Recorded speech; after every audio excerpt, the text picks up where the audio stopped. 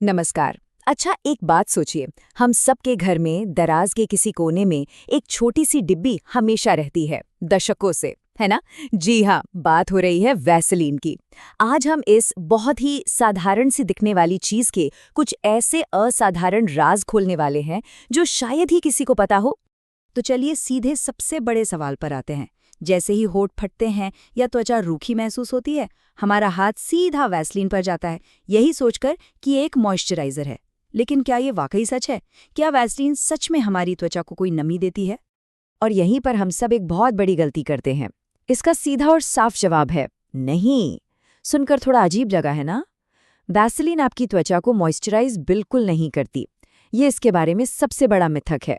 तो फिर सवाल ये उठता है कि अगर ये मॉइस्चराइजर नहीं है तो आखिर ये करती क्या है? इसका असली काम, इसका असली जादू इसके विज्ञान में छिपा है। और वो विज्ञान है सीलिंग का। जी हाँ, सील करना।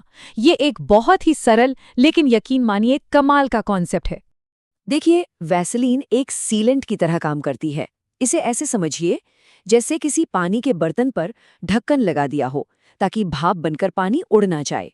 बिल्कुल वैसे ही वैसलीन त्वचा के ऊपर एक पतली अदृश्य परत बना देती है जो त्वचा की अपनी नमी को अंदर ही लॉक कर देती है, उसे बाहर उड़ने नहीं देती। तो ये नमी देती नहीं बल्कि बचाती है। तो अब फर्क बिल्कुल साफ हो जाता है। एक मॉइस्चराइजर का काम है त्वचा के अंदर नमी पहुंचाना, मतलब त्वचा को पानी पिलाना। और वैसलीन यानी सीलेंट का काम है उस नमी पर एक ताला लगा देना।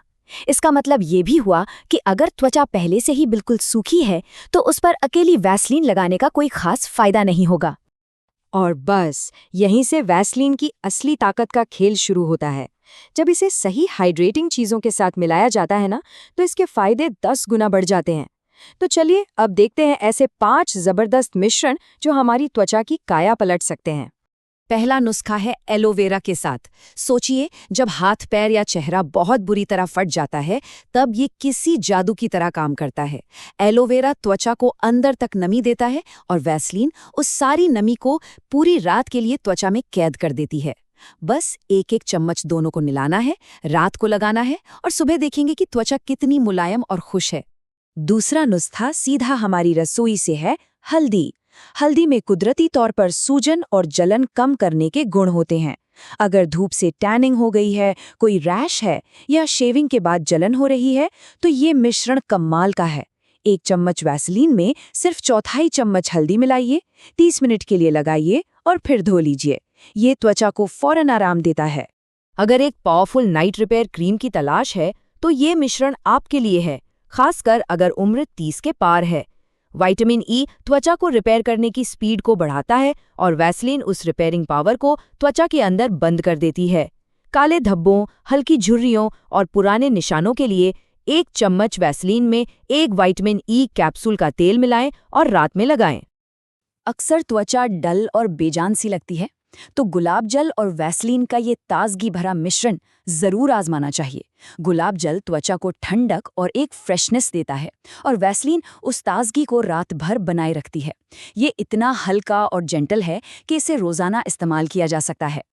और हमारा 5वां और आखिरी जादुई नुस्खा है शहद के साथ।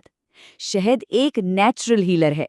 ये पिगमेंटेशन और फटे होंठों के लिए एक वरदान की तरह है।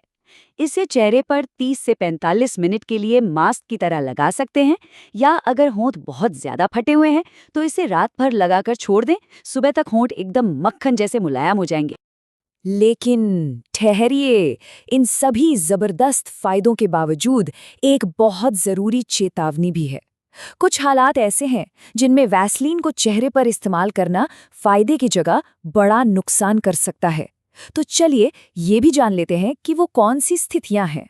सबसे पहली बात, अगर त्वचा ऑयली है या मुंह से निकलते हैं तो वैसलीन से दूर रहना ही बेहतर है, क्योंकि ये रोम छिद्रों को बंद कर सकती है।